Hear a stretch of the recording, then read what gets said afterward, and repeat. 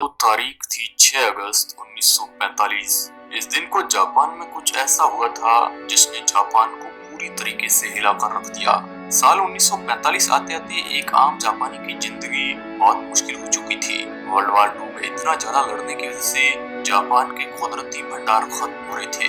इनके पास दुकानों में खाने पीने के सामान नहीं बचे थे। स्कूलों के मैदानों और घरों के बगीचों में सब्जियां उगाई जा रही थी क्योंकि इनके पास और कोई चारा नहीं था। पेट्रोल की कीमतें भी आसमान छूने लगी थी, जिस वजह से पेट्रोल आम लोगों की पहुंच से बाहर होता जा रहा था। सड़कों पर एक भी निजी कार नहीं दौड़ती दिखाई दे रही थी। हिरोशिमा की सड़कों पर जहां भी नजर जाए पैदल चलते लोग और मिलिट्री की गाड़ियां दिखाई दे रही थी। 6 अगस्त की सुबह 7 बजे जापानी रडारों ने दक्षिण की ओर से आते हुए अमेरिकी विमानों को देख लिया। चेतावनी के सायरन बज उठे और पूरे जापान में रेडियो कार्यक्रम रोक दिए गए। इस लड़ाई में जापान को बहुत नुकसान हुआ था। जापान में तब पेट्रोल की इतनी कमी हो चुकी थी कि उन विमानों को रोकने के लिए कोई जापानी विमान नहीं भेजा गया। 8 बजते बजते विमान वापस चला गया। विमान बस जापान की स्थिति देखने आया था और इसलिए चेतावनी बंद कर दी गई और रेडियो कार्यक्रम को फिर से चालू कर दिए गए। इनको इस बात का अंदाजा नहीं था कि जापान का अब तक जो नुकसान हुआ है वो आगे आने वाले नुकसान से कहीं गुना छोटा था। कुछ देर बाद जापान के ऊपर फिर से प्लेन के सिग्नल मंडराने लगे। जापान को लगा कि प्लेन भी फिर से बस मुआवजा लेने आया होगा, लेकिन इस बार प्लेन पहले से तेजी से आ रहा था। जापान अगर चाहता तो कुछ भी कर सकता था। विमान की बेली में 3.5 मीटर लंबा और 4 टन वजन का नीला सफेद एटम बम जिसका नाम लिटिल बॉय था वो रखा हुआ था। इस बम को टॉप सीक्रेट मैनहट्टन प्रोजेक्ट के तहत लॉस अलामोस न्यू मैक्सिको की प्रयोगशाला में बनाया गया था। यहाँ तक इस प्रोजेक्ट को इतना गुप्त रखा गया था कि अमेरिका के उपराष्ट्रपति हैरी ट्रूमैन को इसके बारे में पहली बार तब पता चला जब उन्होंने राष्ट्रपति रूजवेल्ट की मृत्यु के बाद अमेरिका के नए राष्ट्रपति का पदभार संभाला। इस वक्त तक तो जापान में सब कुछ ठीक चल रहा था। हिरोशिमा के लोगों की जिंदगी नॉर्मल थी, लेकिन सुबह के 8:15 पर अमेरिका के विमानों ने कुछ ऐसा किया जिसने जापान के हिरोशिमा का नक्शा ही बदल दिया। जैसे ही अमेरिकी विमान ऊपर से बम गिराते हैं तो ये नाक के बल हिरोशिमा के ऊपर गिरना शुरू हुआ। इसे नीचे पहुंचने में करीब 43 सेकंड लग गए। हवाएं इतनी तेज थी कि बम की दिशा ही बदल गई और अपने लक्ष्य से 250 मीटर दूर वो शीमा सर्जिकल क्लिनिक के ऊपर फटा। इसकी शक्ति 12,500 टन TNT के बराबर थी और जब ये फटा तापमान अचानक 10 लाख सेंटीग्रेड पहुंच गया। इससे ही आप अंदाजा लगा सकते हो कि ये कितना खतरनाक बम था। और विमान के पायलट मेजर चार्ल्स विनी ने एक विशाल आग का गोला बनता देखा। शहर के मध्य में एक क्षण के अंदर कंक्रीट इमारतों को छोड़कर धरती के ऊपर मौजूद हर चीज तबाही के मंजर में समा चुकी थी। विस्फोट का असर इतना भयानक था कि ग्राउंड जीरो से 15 किलोमीटर दूर तक हर इमारत की खिड़कियों के शीशे चकनाचूर हो गए। कंक्रीट न्यूक्लियर से रिएक्ट नहीं करता है, लेकिन उसे छोड़ के हर चीज खत्म हो गई। ये पल आंख झपकाने से भी ज्यादा तेज था। देखते ही देखते हिरोशिमा शहर की 2-3 इमारतें 1 सेकंड के अंदर ध्वस्त हो गई। काफी बड़े क्षेत्र में आग की लपटों की आंधी आ गई थी। इस विस्फोट के तुरंत बाद ही हिरोशिमा के 80% लोग यानी कि करीब 80,000 लोग मारे गए थे। जैसे ही विस्फोट हुआ अमेरिकी विमान के आगे के केबिन में रोशनी फैल गई। विमान के पिछले हिस्से में बैठे हुए टेल गनर बॉब कैरन ने अपना कोडन कैमरा उठाया और नीचे के दृश्यों की तस्वीर लेने लगे। नीचे के बैंक के बादलों के बीच सफेद धूल का एक रेला 3000 फीट तक उठा और उसने मशरूम की शक्ल बना ली थी, जिसको डेथ मशरूम भी कहा जाता है। इस धुएं के मशरूम के नीचे लाखों लोगों की डेड बॉडी पड़ी थी।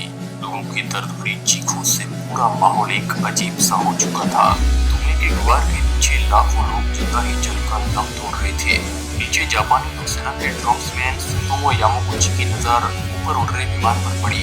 उन्हें दिखाई दिया कि विमान से एक छोटी काली वस्तु नीचे गिर रही है। अगले ही पल उनकी आंखों के सामने अंधा कर देने वाली रोशनी फैल गई। उनके सभी शरीर के अंगों ने काम करना बंद कर दिया था। इसका विस्फोट इतना ताकतवर था कि शरीर रिस्पॉन्स ही नहीं कर रहा था। उन्होंने उंगलियों से अपनी आंखें ढूंढी और जमीन पर उनके बल गिरे। उनके नीचे की धरती हिली और वो करीब आधा मीटर तक उछले और फिर गिर पड़े। जब उन्होंने अपनी आंखें खोली तो उनकी चारों तरफ अंधेरा था। उन्हें कुछ भी दिखाई नहीं दे रहा था, जैसे कि बहुत तेज दिन के बाद रात छा गई हो। अचानक उन्होंने महसूस किया कि अपने चेहरे के बाएं हिस्से और बाएं बाह पर भयानक घड़ी हो रही थी। उन्हें उल्टी करने की इच्छा महसूस हुई और वो बेहोश होने लगे। धीरे धीरे उन्हें कुछ चीजें दिख रही थी। तभी उनकी नजर कुछ दूरी पर खड़े पेड़ पर गई।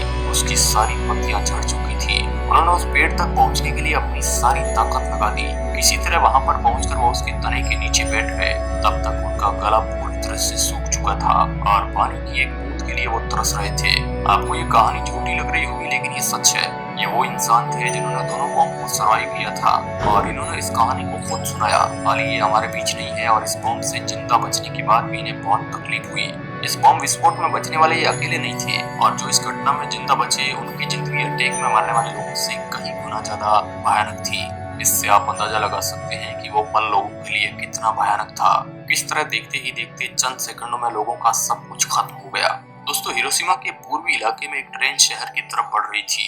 अचानक सैनिकों ने चलती ट्रेन को रोककर सभी यात्रियों को नीचे उतर जाने के लिए कहा।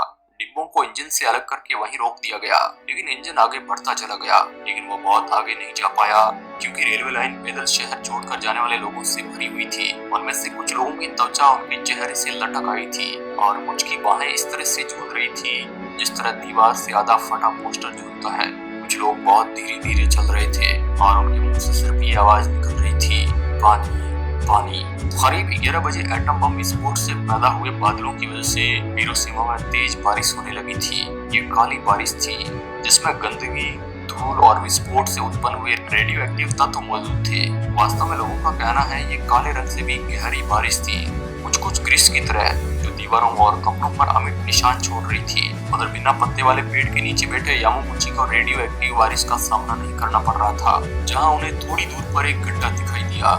जब वो वहां पर कैसे भी करके रेंगते हुए पहुंचे तो वहां उन्हें एक महिला पड़ी हुई दिखाई दी। उसके सारे कपड़े जल चुके थे और उसकी चमड़ी भी जलकर लाल हो चुकी थी। उसने उठने की कोशिश की लेकिन गिर पड़ी। वो महिला दर्द में चिल्लाना चाहती थी लेकिन उसके मुंह से बस इतनी आवाज निकल रही थी कि मदद करो, मदद करो। यामागुची को देखते ही उसने बहुत धीमी आवाज में पूछा, क्या मैं मरने जा रही हूँ? तभी वहाँ 2 लड़के पहुँच गए जिन्हें कुछ भी नहीं हुआ था। उन्होंने यामागुची से कहा, आप पूरी तरह से जल गए दिखते हैं।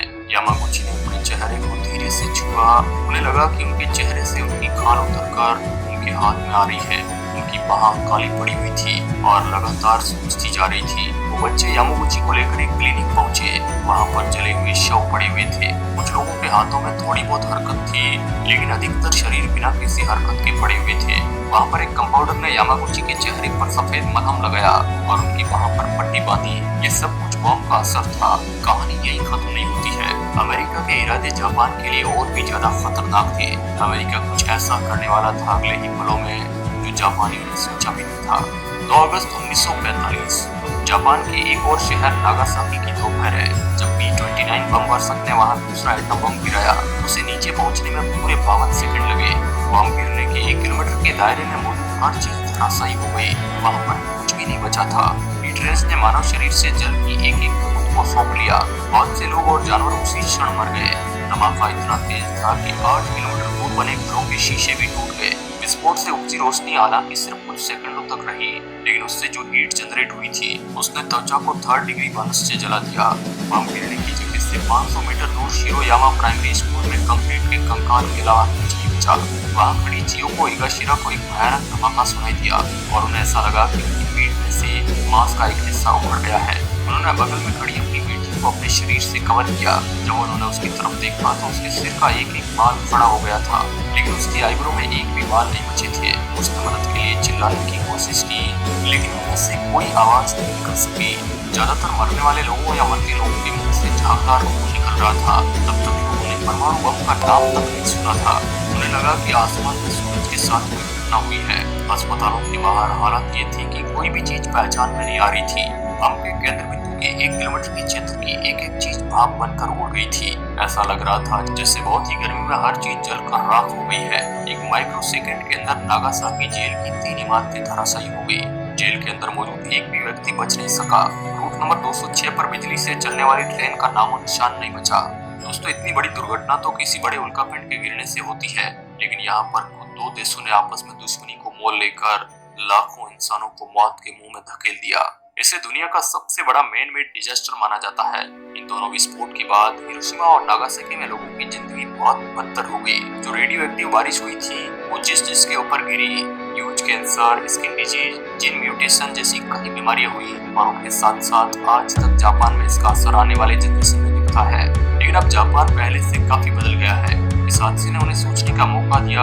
आज जापान सबसे एडवांस देश में से एक है। अब इससे आप अंदाजा लगा सकते हैं कि परमाणु युद्ध कितना खतरनाक है। अब दोस्तों इस मुद्दे पर आप क्या सोचते हैं, हमें कमेंट के माध्यम से जरूर बताएं।